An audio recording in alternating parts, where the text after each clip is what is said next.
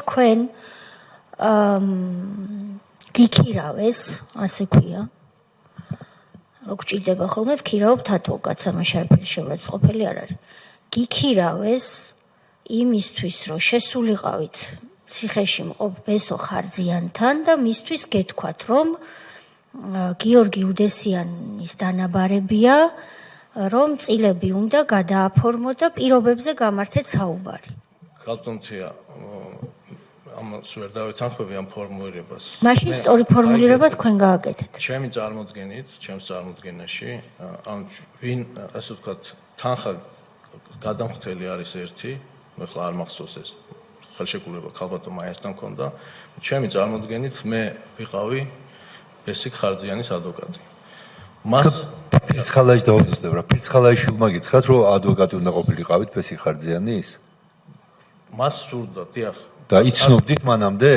ფირცხალაიშვილს დიდი ხანია იცნობდით? საქმიანი ურთიერთობა ჰქონდა, რამდენიმე საქმეზე, ოღონდ არა უსტპის თემებზე, სრულიად. მაგრამ თქვენ თქვით წეგა, რომ მხოლოდ სისხლის სამართლის საქმეებზე მუშაობთ და სამართლის საქმეებზე მქონდა. ეს გადაფორმება წილების სისხლის სამართლის საქმე იყო თქვენი აზრით? რატო შეხვედით ამ თქვენ რატო დაგიკავშირდნენ?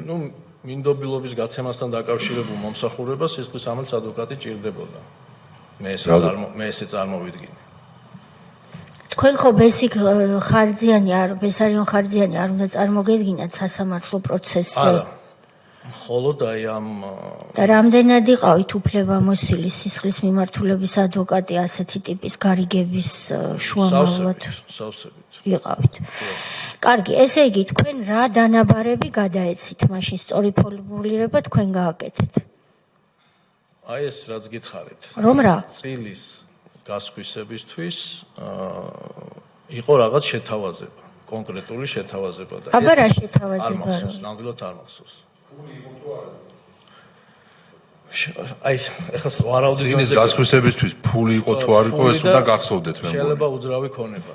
ან უძრავი ქონება და ფული არ იყო. აი ეს დეტალები არ მახსოვს, მაგრამ შეიძლება ამის შესახებ ჩვენებაში მაქვს დეტალურად. კი ბატონო, ეს წილი რა ღირებულების ქონება იყო? არ ვიცი ქალბატონთი. 10 ლარი, 2000 დოლარი. თქვენი გასამრჯელო ხო გახსოვთ და წილიც გემახსოვთ? მახსოვს, მაგრამ წილის ღირებულება ნამდვილად არ მახსოვს. ეს სამოქალაქო საკითხი იყო და მე არ დავინტერესებული ვარ ამით. და არავის უთქვამს.